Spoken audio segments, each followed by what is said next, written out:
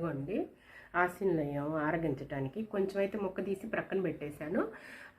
ఉడత చక్కగా కూర్చొని 2 చేతులతో కమ్మగా తినేస్తుంది అనమాట. నాకైతే ఇలా కరకరలాడుతూ ఉండాలి, క్రంచీగా.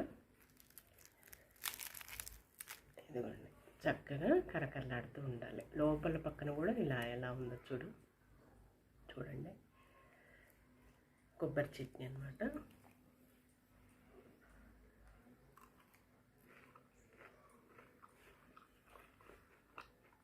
సూపర్.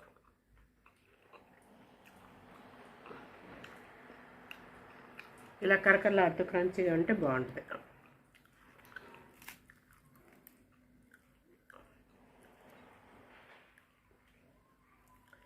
ఆ టేస్టే వేరండి, రుచిగా కమ్మగా బాగున్నాయి. నేను ఆరోగ్యం చూసుకుంటామండి, నేను రుచి కూడా చూడను, కానీ బాగున్నాయి, రుచిగా బాగానే ఉన్నాయి. నల్లగా ఉన్నాయి, అబ్బా పాలకూర ఎలా ఉంటుందో అనుకోవద్దండి, బాగున్నాయి. ఆరోగ్యం మంచిది, ఆరోగ్యం మహాభాగ్యం అండి. సాధ్యమైన వరకు మన చేతన వరకు ఆరోగ్యం పదార్థాలు తిని ఆరోగ్యంగా ఉండటం మంచిది. సూపర్. పాలకూర దోశలు కూడా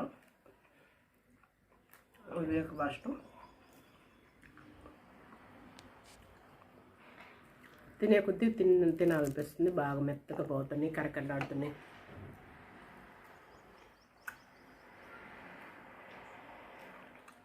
ఇలా చక్కగా కొంచెమైనా సరే హెల్తీ ఫుడ్ తయారు చేసుకొని ఆస్వాదిస్తామండి.